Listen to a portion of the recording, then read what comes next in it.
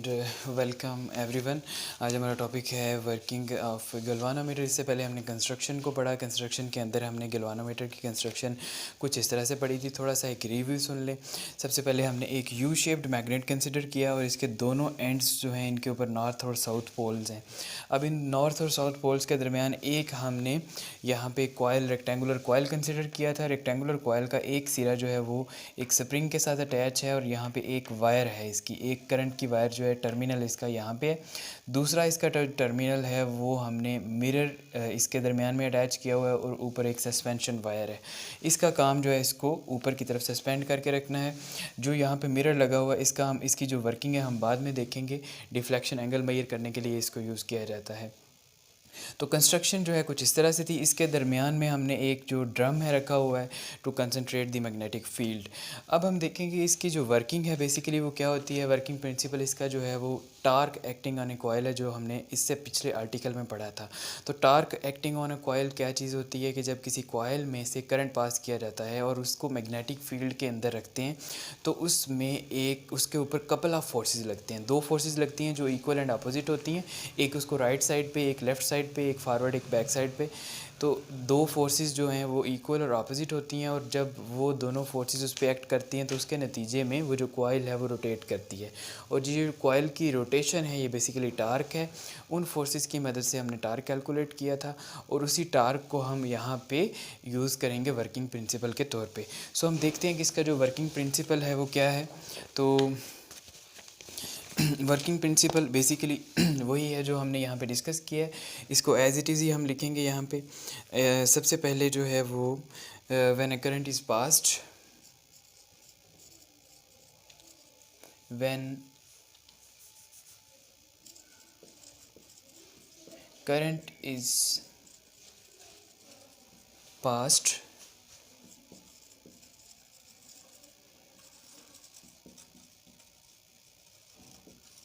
through galvanometer,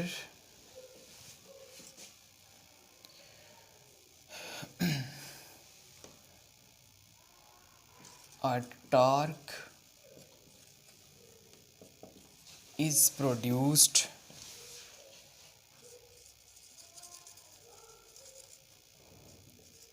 in it।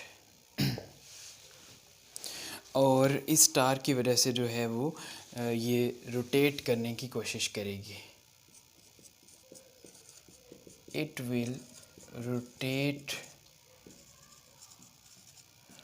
under this torque. तो इस torque के ज़रिए असर ये जो कॉयल है ये रोटेट करेगी। सो अब हम इस यहाँ पे एक डेफिनेशन जो है वो बताना इम्पॉर्टेंट है कि इस टार्क को हम एक और नाम देते हैं। इसको हम कहते हैं डिफ्लेक्शन कपल। तो डिफ्लेक्शन कपल क्या होता है। बेसिकली कपल जो है वो हमने फोर्सेस के बारे में कहा और डिफ्लेक्शन क्योंकि ये रोटेट हो रहा है तो इसको हम डिफ्लेक्शन कहते हैं। इसको डिफ्लेक्शन टार्क भी कहा जाता है, इसको डिफ्लेक्शन कपल भी कहते हैं। तो ये होता क्या है बेसिकली, ये वही टार्क है जो यहाँ पे रोटेट कर रहा है इस कॉइल को। तो a torque that rotates the coil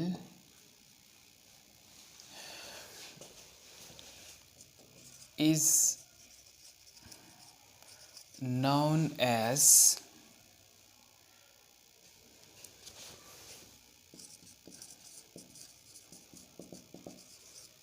deflecting couple. ठीक है, डिफ्लेक्शन कपल या डिफ्लेक्टिंग कपल इसको कहते हैं, या फिर इसको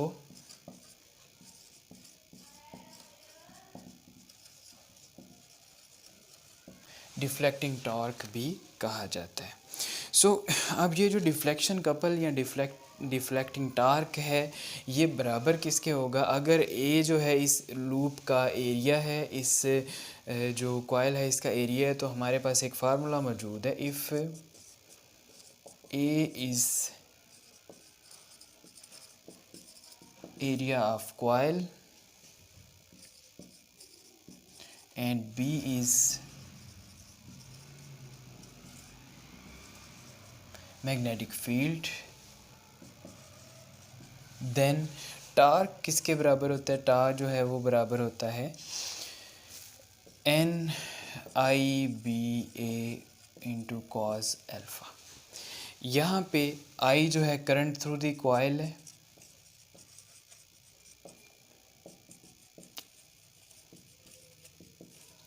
और ए जो है और बी इसके बारे में हमने बता दिया है। एन जो है ये नंबर ऑफ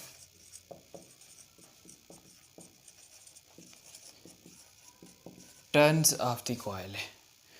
ओके, और अल्फ़ा जो है is angle between magnetic field B and plane of the area.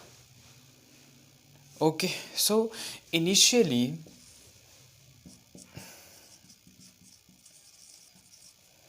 Alpha is equal to 0 because plane of coil is parallel to B.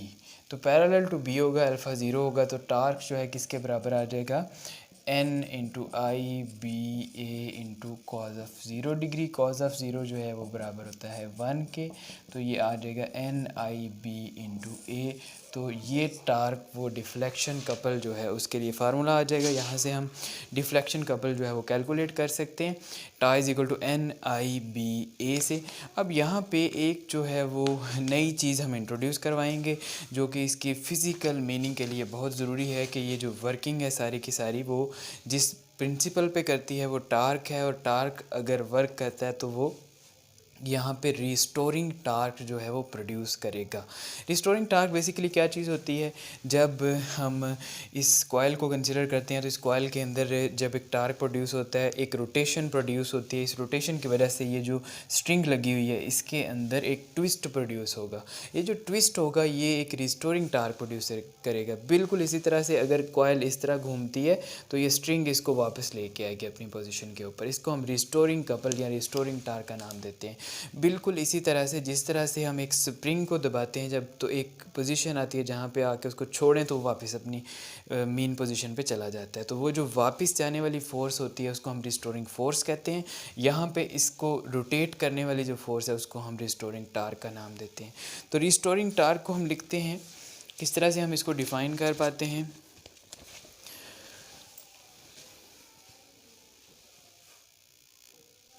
और रिस्टोरिंग टार्क से पहले हम वही फार्मूला जो है यहाँ पे लिख लेते हैं डिफ्लेक्शन के लिए, कि डिफ्लेक्टिंग टार्क जो है वो बराबर होगा एन आई बी इंटू ए के, और इसको हम इक्वेशन नंबर 1 कह देते हैं। और उसके बाद हम देखते हैं कि रिस्टोरिंग टार्क जो है वो क्या होगा।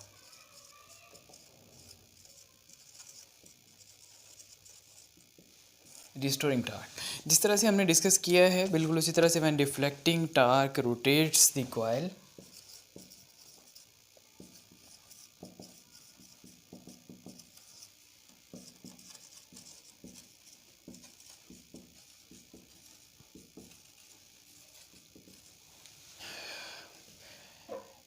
it produces twist in the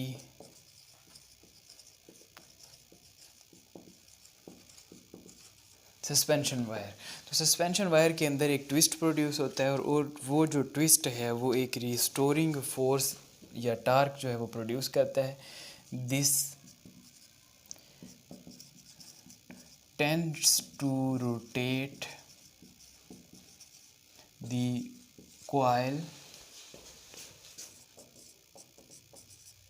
to its initial position. This is called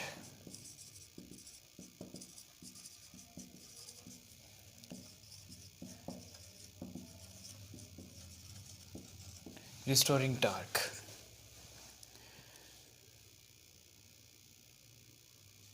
okay, अब यहाँ से हम एक कॉन्सेप्चुअल पॉइंट जो है वो बनाएंगे, डिक्लेयर करेंगे। चूँकि हमें पता है कि जो टार्क है, रिस्टोरिंग टार्क जो है ये प्रोड्यूस होगा उतना ज़्यादा जितना ज़्यादा हम इसको रोटेट करेंगे। ठीक है, जितना ज़्यादा कंप्रेस करते हैं स्प्रिंग को उतनी वो फोर्स वापस लगाता है। इट मीन्स ये जो रिस्टोरिंग टार्क है उतना ही ज़्यादा प्रोड्यूस होगा जितना ज़्यादा इसको हम घुमाएंगे, जितना ज़्यादा ट्विस्ट प्रोड्यूस होगा। और ये जो रोटेशन है अगर हम इसको एंगल थीटा से डिनोट करते हैं तो जितना ज़्यादा थीटा होगा उतना ही ज़्यादा रिस्टोरिंग टार्क प्रोड्यूस होगा। तो इसका मतलब हम लिख सकते हैं यहाँ पे कि restoring torque is directly proportional to the angle of twist. तो एंगल ऑफ ट्विस्ट जो है वो अगर थीटा है, दिस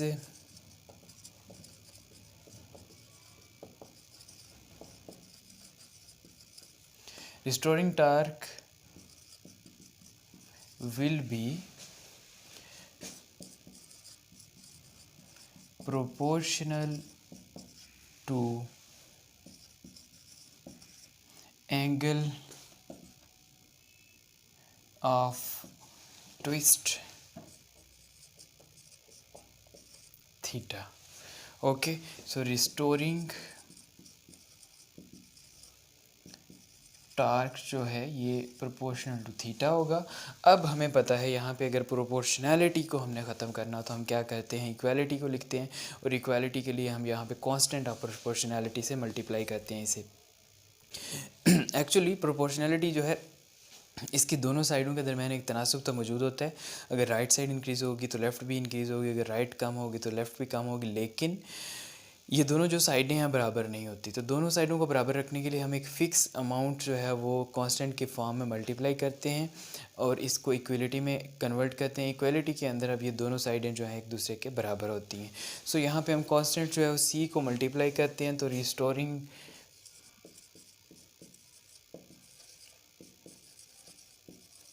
टार्क इक्वल टू आ जाएगा सी इंटू थीटा के। सी जो है यहाँ पे ये प्रोपोर्शनैलिटी कांस्टेंट है, ठीक है, कांस्टेंट ऑफ प्रोपोर्शनैलिटी है। अब इसका मतलब ये है कि ये जो सी है, अच्छा इस सी को हम एक नाम भी देते हैं, सी इज़ कॉल्ड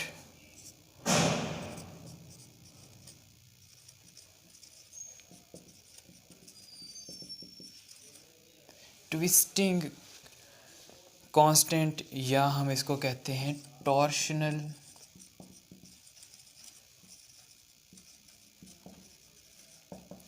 ओके। और ये डिपेंड करता है उस रस्सी की प्रॉपर्टीज़ के ऊपर। किस तरह से डिपेंड करता है इसको हम समझते हैं। It depends upon the properties of material of suspension wire. Suspension wire के मटेरियल के ऊपर ये किस तरह से डिपेंड करता है इसको हम देखते हैं कि हम दो तरह की सस्पेंशन वायर्स कंसिडर कर लेते हैं। एक किसी आयरन की बनी हुई है, मेटल की बनी हुई है, एक जो है किसी प्लास्टिक की बनी हुई है। आप आसानी से इसके बारे में बता सकते हैं। आयरन को जब आप रोटेट करेंगे तो उसको रोटेट करना बड़ा मुश्किल होगा और अगर उसको थोड़ा सा रोटेट कर लेंगे तो वो वापस फ़ौरन से आ जाएगा।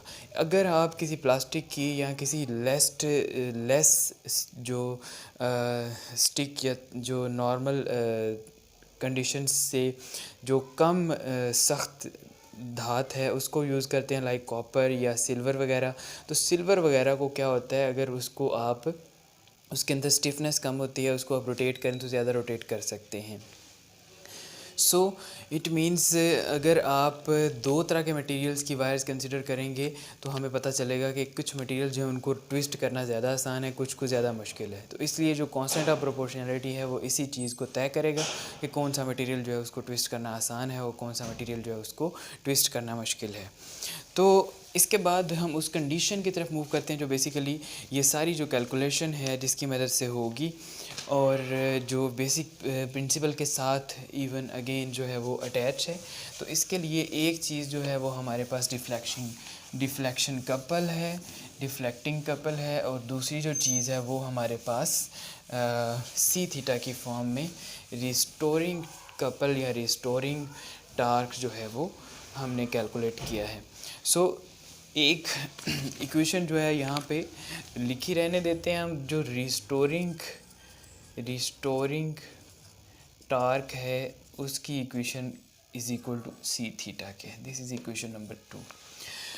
अब हम इक्विलिब्रियम स्टेट पढ़ते हैं। इक्विलिब्रियम जिस तरह आपको नाम से ही पता चल रहा है, इक्विलिब्रियम स्टेट कोई ऐसी स्टेट होगी जिसके अंदर ये दोनों टार्क्स जो हैं ये बराबर हो जाते हैं, यानी जितना आप इसमें डिफ्लेक्शन टार्क प्रोड्यूस करेंगे, जितनी डिफ्लेक्शन प्रोड्यूस करेंगे उतना ही रिस्टोरिंग टार्क प्रोड्यूस होगा। ऐसी कंडीशन को हम नाम देते हैं इक्विलिब्रियम कंडीशन। ठीक है जी। In the state of equilibrium,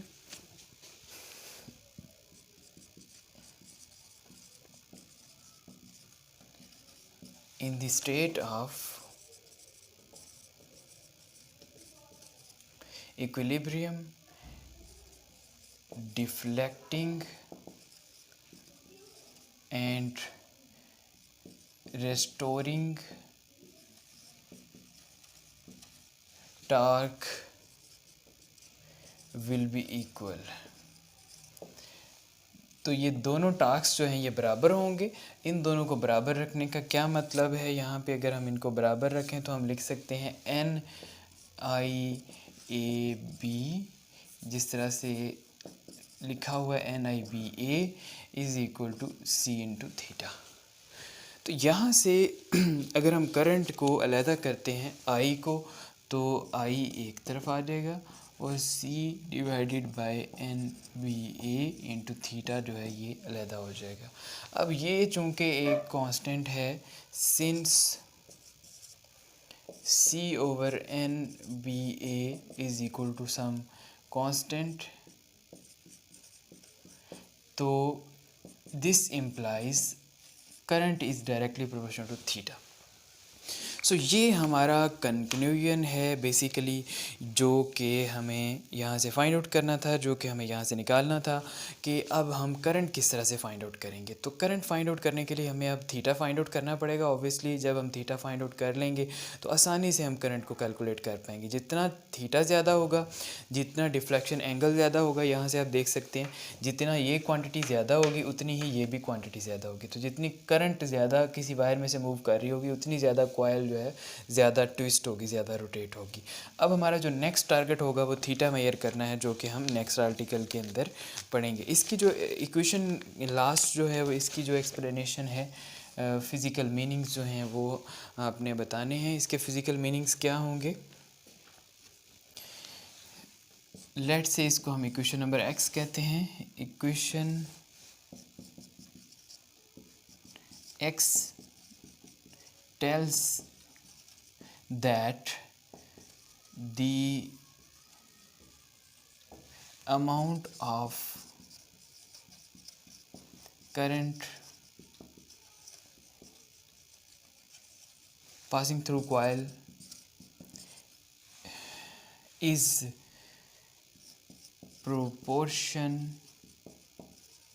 proportional to the deflection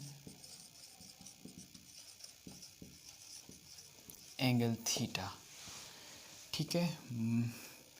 more current passes, higher deflection will be produced। Okay, तो जितनी ज़्यादा करंट पास करेगी उतना ही ज़्यादा डिफ्लेक्शन प्रोड्यूस होगा। तो this is the working of galvanometer.